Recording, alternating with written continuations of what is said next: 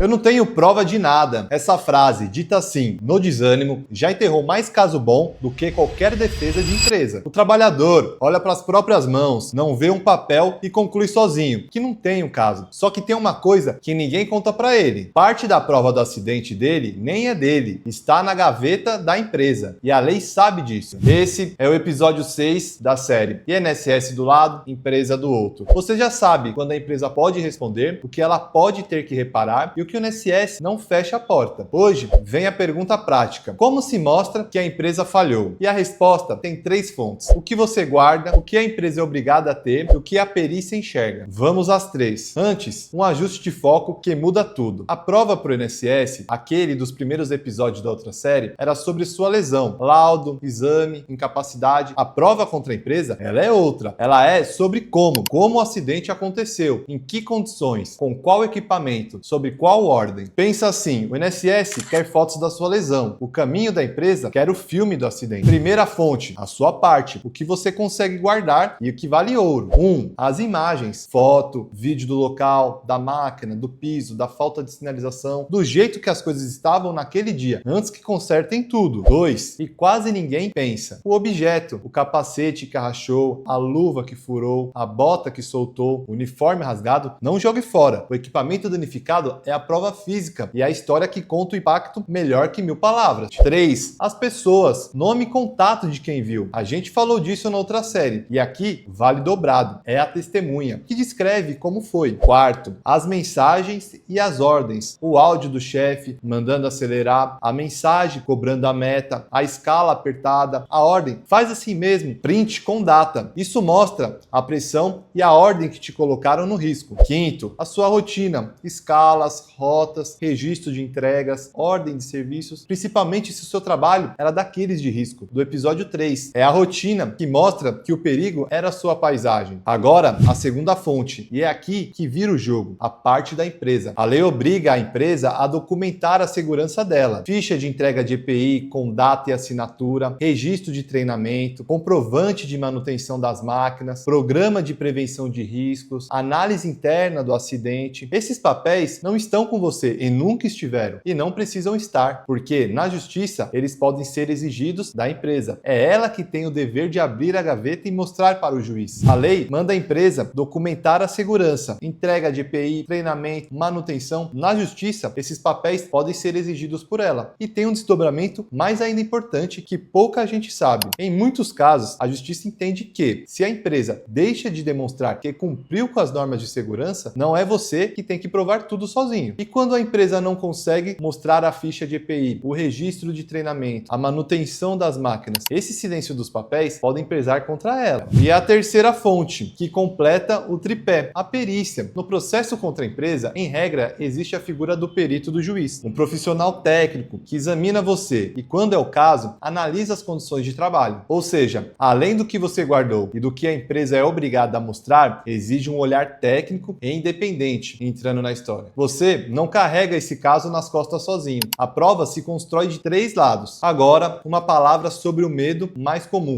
Meus colegas não vão querer testemunhar. Tem medo de perder o emprego. Esse medo é real. E eu não vou fingir que não existe, mas guarda 3 coisas. O depoimento acontece perante o juiz, num ambiente formal, e mentir lá tem consequências sérias para qualquer um. Colegas que já saíram da empresa costumam ficar mais à vontade para contar o que viram. E o seu papel agora é um só: não deixar os contatos se perderem. O resto tem tempo e lugar certo. Os erros desta etapa, que são os que mais esvaziam casos bons. O primeiro você já conhece: desistir por não ter prova, sem saber que a parte dela nem é sua. Segundo, jogar fora o objeto, o EPI danificado, uniforme, a ferramenta. No impulso de virar a página, não descarte as provas físicas. Terceiro, deixar o cenário se apagar. A máquina que é consertada, o piso arrumado, o colega que muda de cidade. Hoje que você registra, amanhã ainda existe. E o quarto, um cuidado dos tempos de hoje, as redes sociais. Tudo que você publica pode ser visto pelo outro lado. Se você está afastado em tratamento com limitação, pense 2 vezes antes de postar algo que conte uma história diferente da sua realidade. Não é esconder nada, é não deixar uma foto fora de contexto, falar mais alto que seus próprios laudos. O que você posta pode ser usado usado contra você no seu caso. Uma foto fora de contexto pode falar mais alto que o seu laudo. Recapitulando o tripé, a prova contra a empresa é o filme do acidente e ela vem em 3 fontes: as suas imagens, o objeto danificado, as testemunhas, mensagens e rotina. A da empresa, os documentos de segurança, que ela é obrigada a guardar e ter. Em muitos dos casos, ela precisa apresentar. E a perícia, o olhar técnico do juízo. Você guarda a sua parte e o sistema cuida do resto. Não tenho prova de nada, quase nunca é verdade. Na maioria das vezes, é só o desânimo que bate falando antes da análise. Se esse vídeo te fez lembrar de algo que você ainda nem tinha guardado, faz uma coisa por mim, comenta aqui embaixo, sem citar nomes, o que você guardou do seu acidente. Foto, o EPI, mensagens, contatos de colegas. Esses relatos dão uma ideia para muita gente do que ainda dá para ser salvo. Aproveita e já emenda no próximo episódio da série, que responde onde tudo isso acontece, em qual justiça corre a ação contra a empresa, como funciona esse caminho e por que ele não é um bicho de 7 cabeças que parece. E o lembrete que vale para a série inteira. Quais provas importam no seu caso e como elas combinam, só uma análise da sua situação concreta vai poder dizer. Por isso, procure um advogado trabalhista da sua confiança para avaliar o seu caso. Aqui, a gente informa, a decisão é sempre sua. De um lado, o INSS, do outro, a empresa. E você, no meio, sabendo dos dois. A gente se vê no próximo episódio.